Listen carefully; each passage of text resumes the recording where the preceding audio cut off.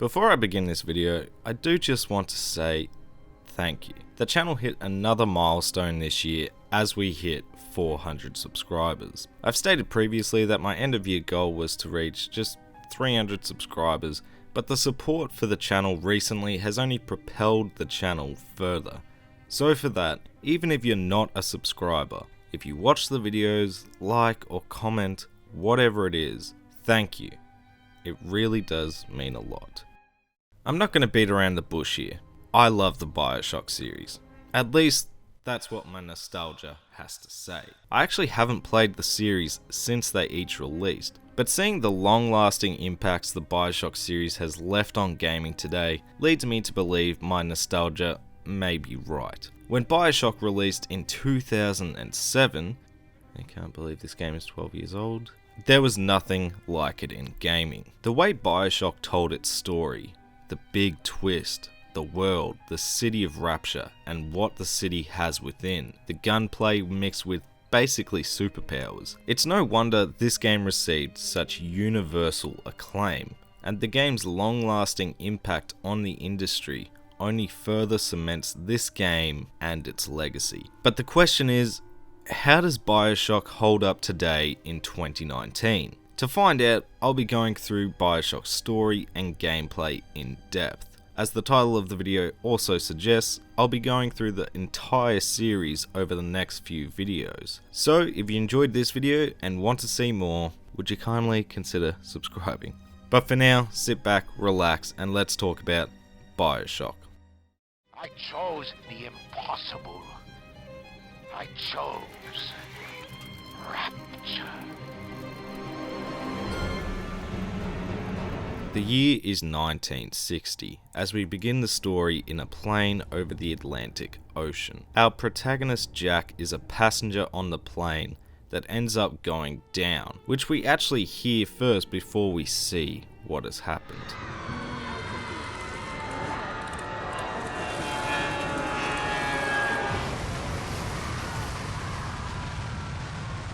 Jack resurfaces only to find he may be the only survivor, as he heads to a nearby lighthouse. The lighthouse acting as a bathysphere terminal, and upon getting in, we are introduced to Rapture. Through this introduction to the city, we are introduced to its creator, Andrew Ryan, a man who founded this city to escape the prejudices of religion and government. Unfortunately, once we arrive, something has happened within Rapture and see our first splicer in what is a very tense scene.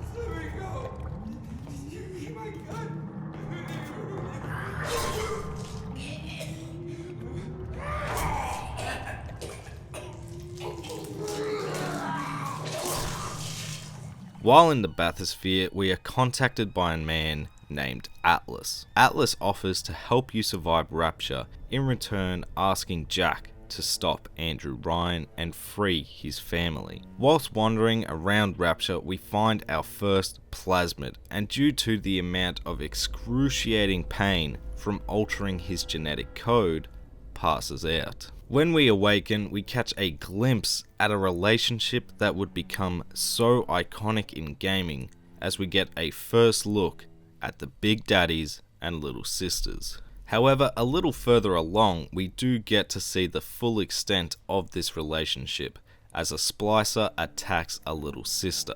And, well, I mean, my words aren't going to do it justice.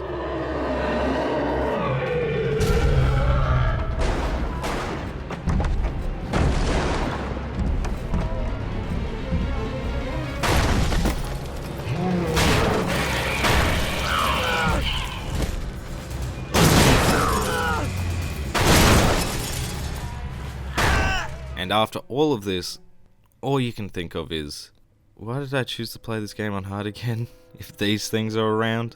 But I'll save that for the gameplay portion of the video. Progressing further, we find a little sister on her lonesome. No big daddy in sight. And it's here we need to decide if we are going to save these girls or be a dick. Atlas proposing we kill the little sisters, and a woman named Tenenbaum pleading for us to save them. And it is a tough decision. Somewhat.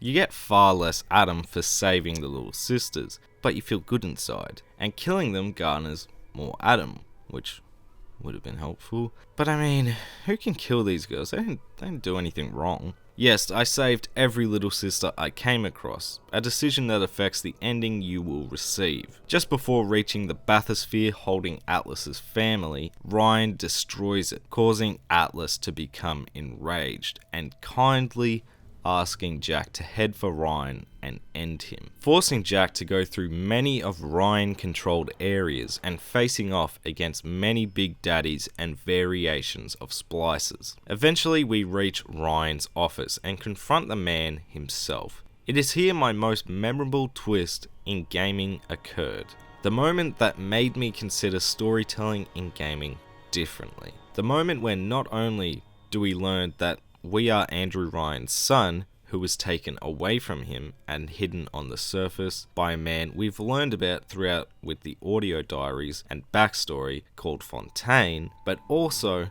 that Jack has been an ace in the hole in Fontaine's war against Ryan this whole time. Being Andrew Ryan's son is how we access the bathysphere in the beginning, as it had been locked off for some time.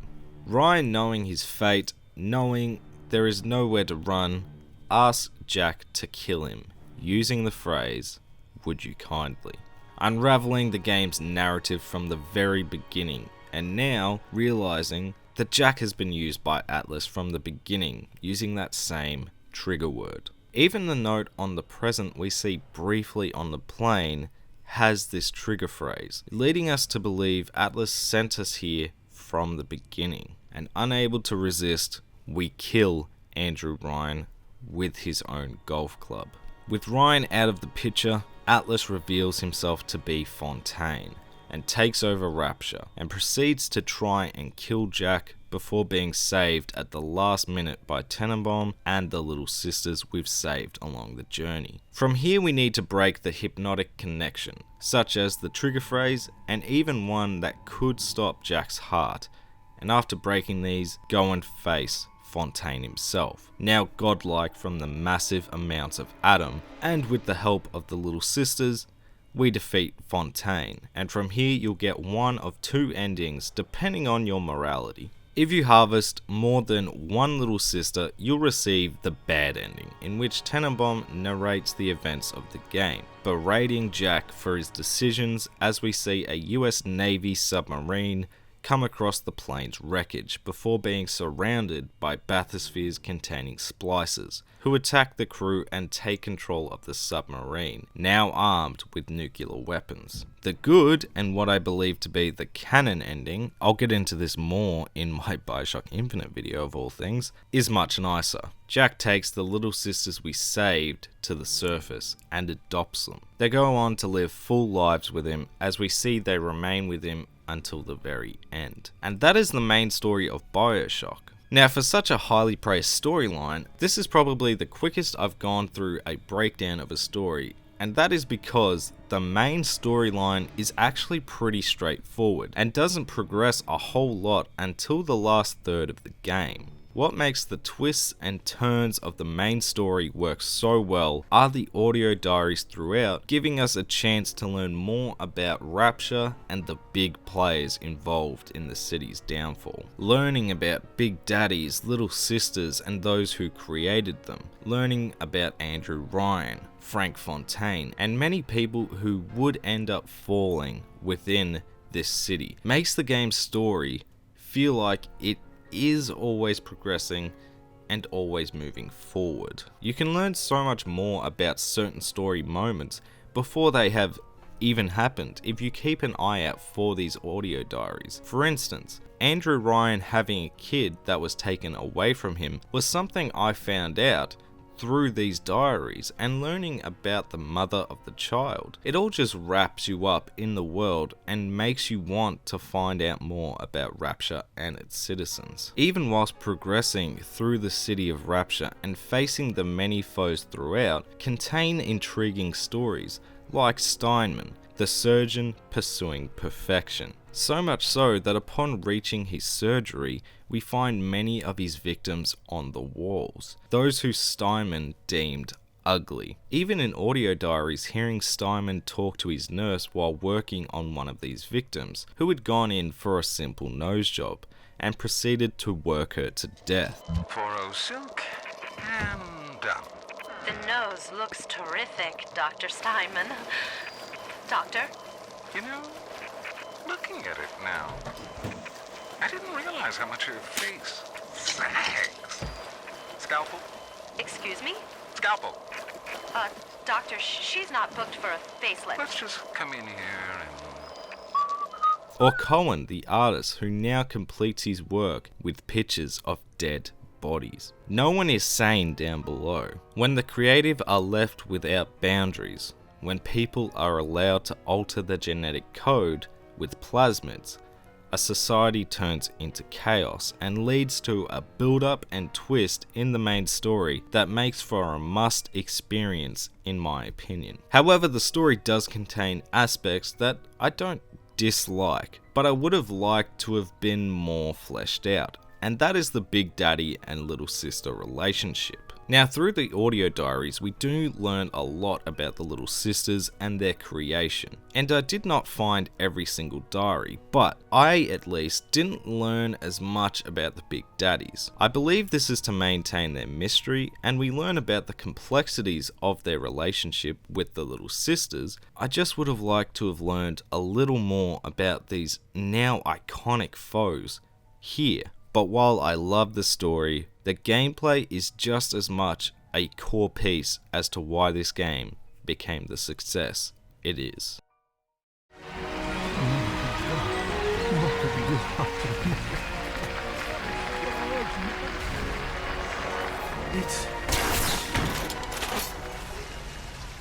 Now, as I stated previously, I totally wasn't bragging. Yes, I played through the game on hard, so my opinions and my experiences this time around are solely based on how I experienced this playthrough of Bioshock.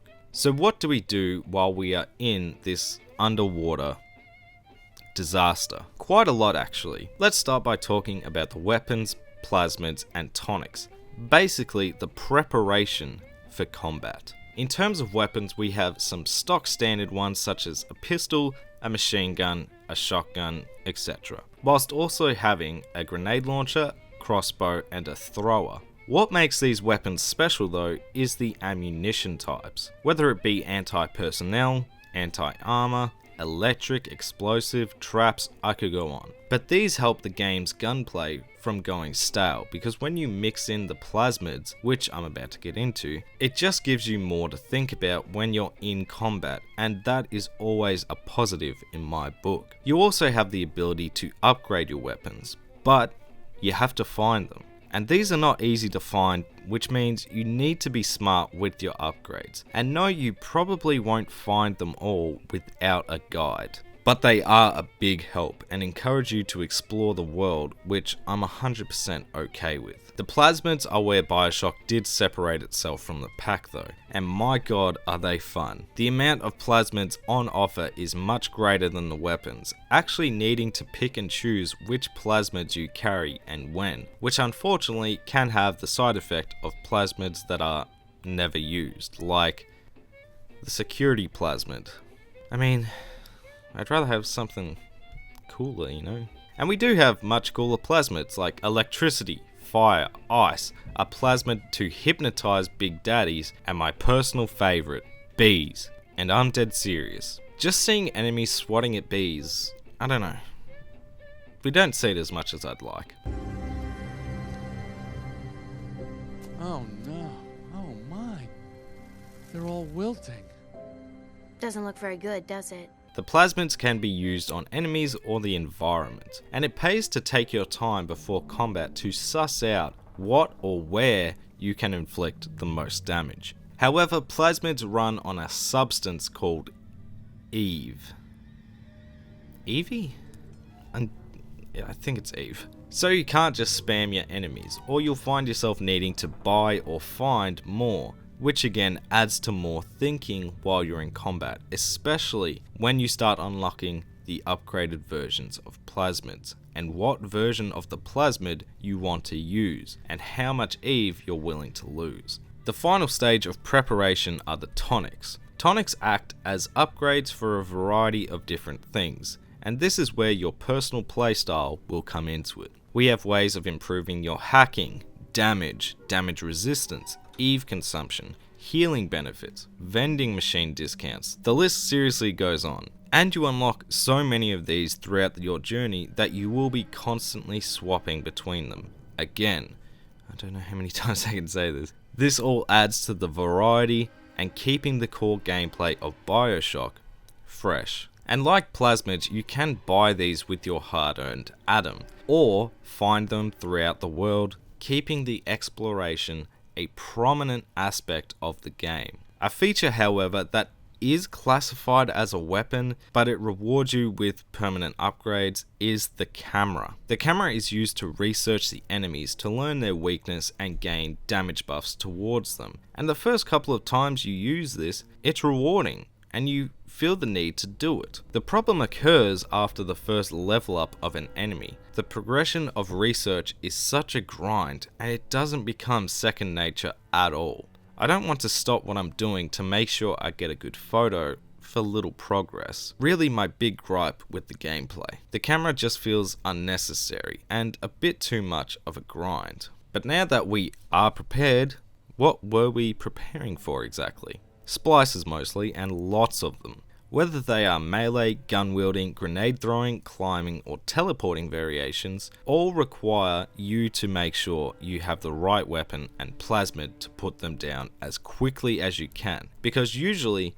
there will be many you need to take out at any given time. What does make the combat interesting though is what you decide to do with security bots and turrets, usually mixed in while dealing with splices or in an area that may later continue to have splices in it. And yes, this brings me to hacking. The pipe minigame, for the most part, is no worries. It's not my favourite, but it's not bad. All you need to do is get liquid from A to B, and for the most part, it is that simple. But sometimes you can get to the very end of the puzzle and either be trapped by broken pipes or run out of the right pieces, leading to a fail and loss of health, which on hard is incredibly infuriating when you're so close to being successful. And yes, I hacked a lot of things, so I had to do this minigame a lot, and it just doesn't have any fun variation to mix things up, unfortunately. But when you successfully hack a security bot or turret, they are a big help in either distracting an enemy or killing them, and it makes for a reward that, despite the lackluster hacking, is worth it. But the big threat, the big test, the big look at me wrong and I make a horrible noise, yes, the big daddies. Yes, by far the biggest test of how good you are at the game are the big daddy fights. They hit hard, will kill you in a few hits, take a lot of bullets, and do make you stress out a little bit, which isn't a bad thing at all. When you need to swap between your ammo types, stun them, change your plasmids and weapons constantly, and it was common, at least for me, to have exhausted all of my resources just to take one of these behemoths down, which makes them feel like a true threat that you bring upon yourself in order to get to the little sister. The big daddies are just roaming around the world, minding their own business, which gives the player the option to fight or leave them be. It really depends on whether you are trying to save or harvest all the little sisters, or how badly you need an upgrade with Atom. There are two separate variations in the big daddies as well, the classic thick boy with a drill or one with a gun, and both require different approaches. The classic is super aggressive, so stunning as much as possible is essential, and the gun wielding big daddies are super accurate, so cover and distractions are a must for this variety. On hard, however, so I didn't use all my health packs and the enemies maintained whatever health they were on, I did exploit the respawning, so I didn't just use all of my resources all the time. Little cheesy, but they just do so much damage. Unfortunately, however, the big daddies in certain areas are just too many, and once I had more than enough Atom, I did leave them alone, which is a shame considering how much of a challenge they are and how much of a thrill they are to fight, but it became a necessity when my ammo was constantly low with all weapons. As I've said before though, whilst the combat of the game is what most of the journey around Rapture revolves around, actually exploring Rapture is the game's biggest selling point. Finding secrets, upgrade stations, audio diaries, or just a different location to look out at the vast ocean around us made being in the game so damn good, and made it hard to say goodbye when it was all said and done. What I've come to expect of you. You saved them. You gave them the one thing that was stolen from them.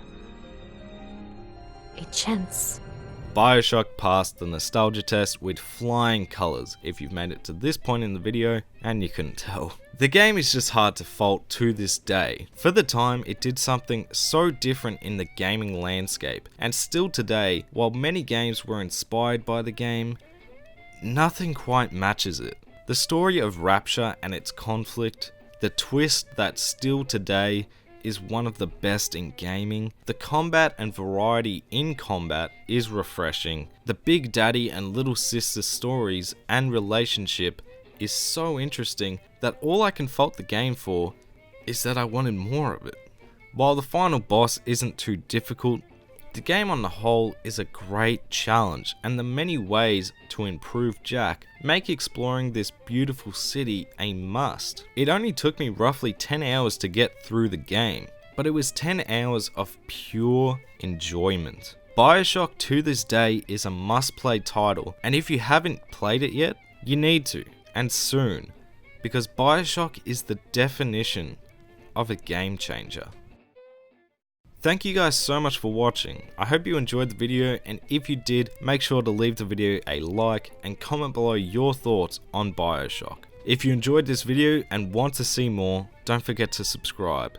Next time we'll be having a look at Bioshock 2, a game that for many didn't live up to expectations, but as I said from the start, I loved all of the series and cannot wait to see how it holds up today. If you want the best way to stay up to date with the channel, follow me on Instagram and Twitter at MayorHairBear for some gaming pickups, future videos, and just whatever I feel like posting at any particular time really. Sound good? Great. Go do that then, but for now, I hope you guys are having a great day, and I'll see you guys in the next video.